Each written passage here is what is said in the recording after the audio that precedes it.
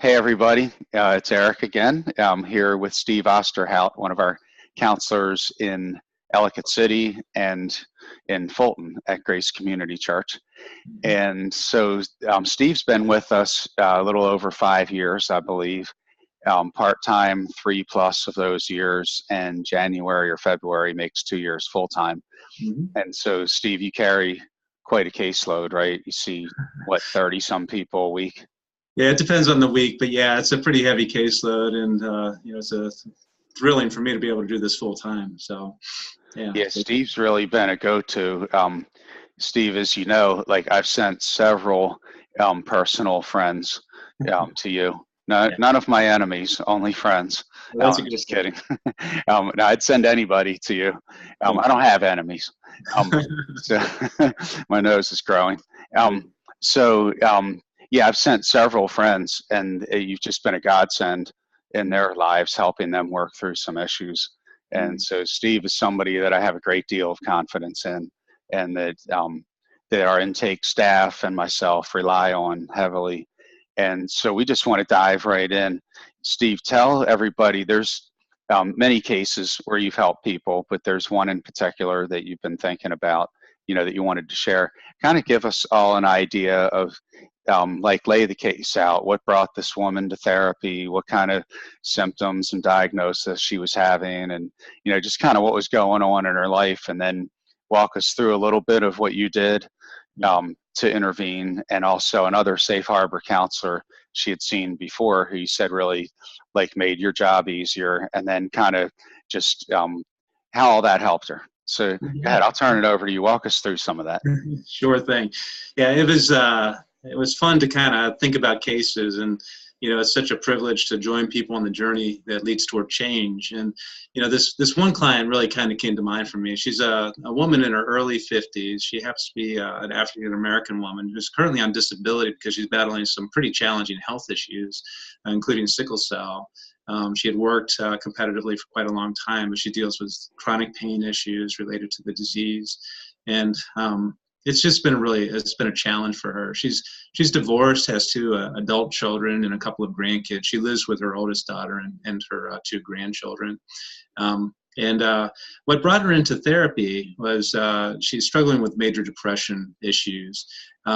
She had worked about a year ago. She was in therapy for quite a long time with Sharon Hardy. And Sharon, I don't know you personally, but I want to thank you for doing such good work with her, because you really, you did some great work with her. And at that time, when she first came in to work with Sharon, she was overtly suicidal. She's very strong in her faith, but she really just did not want to live anymore. And she had some very serious suicide attempts, a couple of hospitalizations. She was absolutely determined to kill herself when she was working with Sharon. So just say Sharon really helped stabilize her and get her ready to kind of take the next steps. Yeah, she really did. And, it was really, I think that you could really tell that the relationship was a key part to that process of change for this client. But also just some very practical techniques, a lot of cognitive behavioral techniques that I saw in the notes and so on. And through the process, this client, and I think the hospitalizations were helpful to her as well, to get out of those very, very acute suicide attempts and so on. And because she really has some serious attempts. She was doing research on the internet on ways that she could kill herself. And then give us an idea. And by the way, I love hearing that you could even tell through the notes that it was the relationship that brought a lot of healing. I mean, we all know that at Safe Harbor, that's something that's huge for us, is that, building upon that relationship between the counselor and client. So that's really neat that through Sharon's notes, you could even tell that was a key part. Give us an idea when she came to see you, what was going on. Yeah, when she came to see me, she was extremely discouraged because she had believed that, and her faith is very strong. She had believed in the work that she did with Sharon and the treatment she'd been through and the medications that she was on. She's very compliant with all of that. And she'd come out of that period of time of overt depression, and she thought she was cured. She thought it was never going to come back again. So when she got slammed by another wave of depression, she was devastated. once again, the thoughts that she had suicidal thoughts, and this time around, she really was able to separate out, but she did not want to be alive once again. She just wanted God to take her to heaven. She was ready to be in a better place. Mm. And that's what she thought. And again, on top of that, she's dealing with the chronic pain issues.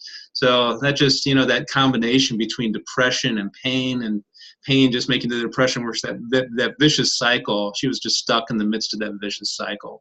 So she was, again, not to the degree that she had been before, where she had a plan and intent. She was able to clearly articulate, yeah, she thought about suicide. She was, again, thinking about it a lot, but she did not have the intent to act on the thoughts at this point in time. And She was without a lot of hope. I mean, tell us, where do you even begin with somebody who's lost that kind of hope? Yeah, and again, this is where it was really helpful to kind of just pick up where Sharon had left off. One thing I should add is, she and I even laughed about it in the first session. She said she was kind of scared to come see me because I happened to be a man, and also a Caucasian man. And she said that, she was a little nervous about how that might play out.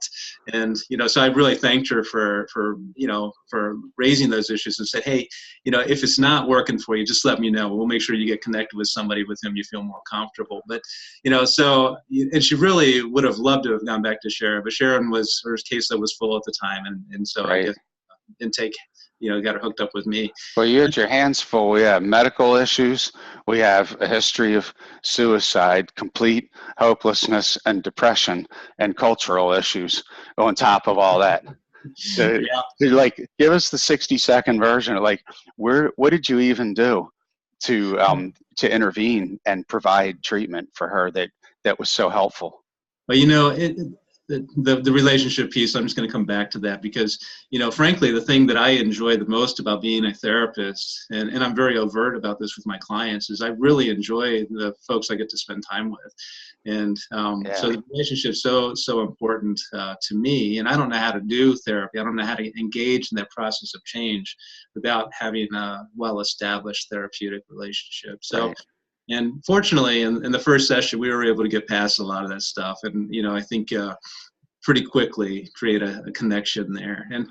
But the main thing was with the suicidal thoughts, to not, I didn't want to be anxious or afraid of those thoughts. To me, it's perfectly understandable how someone that's dealing with what she's dealing with could be having those kinds of thoughts. Right. At the same time, her faith, again, very, very strong.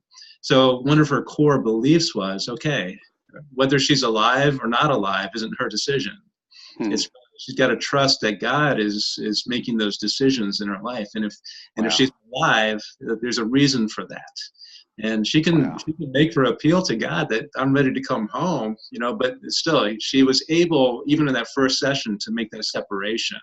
So what I'm really hearing, that one of the things you did was create a space where she could just engage in what's going on in her heart and soul as is, not as it should be, not where she thinks she should be or some other place, but fully embrace and admit and enter into what is happening in her heart and soul right now, in this moment, right now.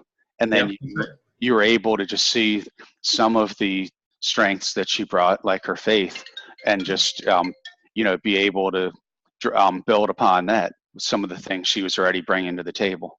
Yeah, that's very true. And, so at the same time, her strengths were really, really phenomenal when it comes right down to it.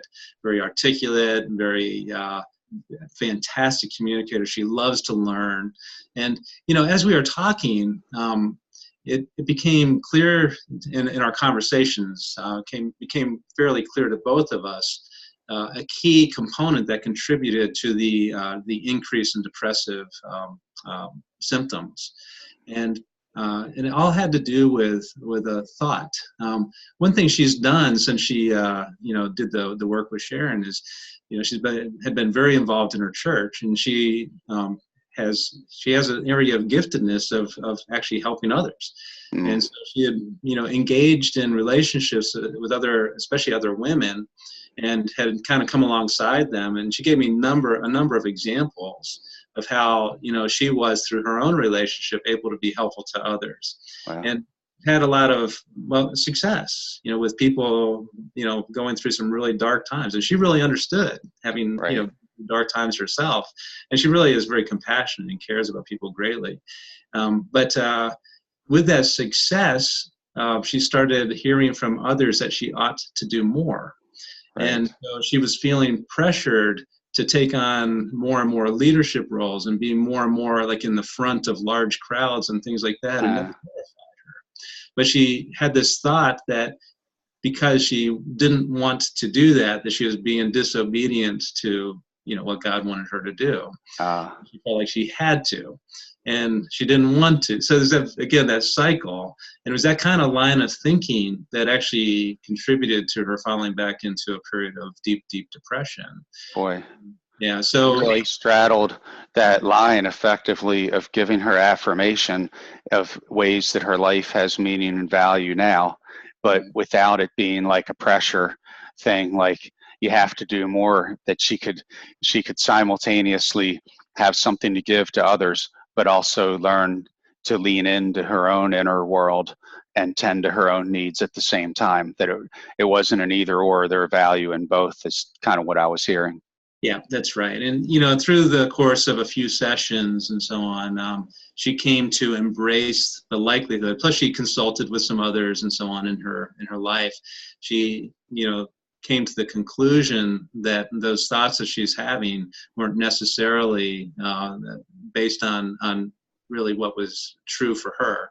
Uh-huh. And she felt freed to do what she loved to do, which is, again, come alongside. And actually, one of the things that's kind of cool about all this is she's just starting to do some training in the area of Stephen's Ministries to do some lay counseling through her. Oh, wow.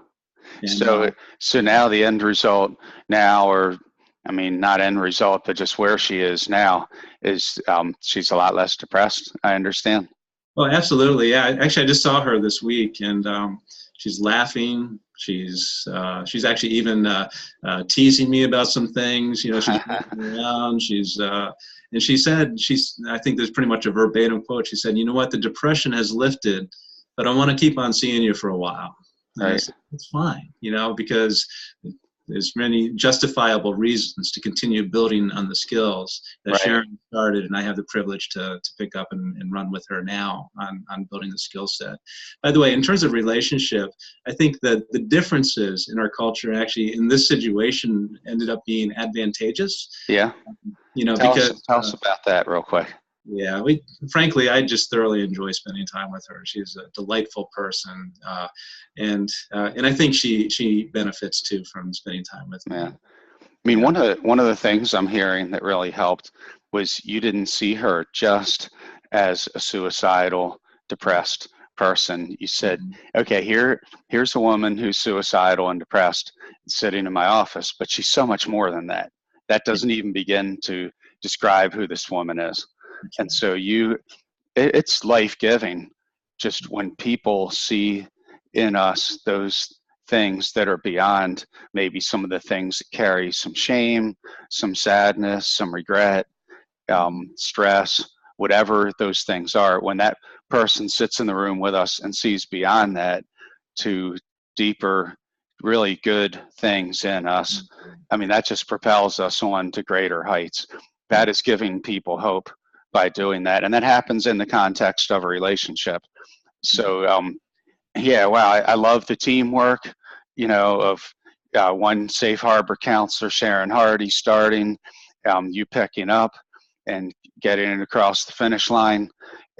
Love the relational approach of both of you. Love the just seeing, what insight would unlock, some things for this client. So much good happening. And Steve, we really appreciate in the office, what you do and you just taking the time, to share the story. And I hope that it's really big encouragement to all the other people that make this happen. The Yeah. people in the office that set this woman up with you, that do the billing, do the payroll, I mean, down the line, and do everything it takes for this to happen. Yeah, and I just want to echo that because, I really do so greatly appreciate the folks that behind the scenes and that give me the opportunity to do what I love to do, and Yeah. that's to be a counselor. To not have to worry about all that other stuff. As you and I have talked, I just like to use the areas where I think I have some giftedness, Right. and I don't have giftedness in a lot of those other areas at all. So for me, it would be tremendously difficult. I'm so glad we have an office and a team full of people that are so skilled. And Mm, my job's absolutely. so.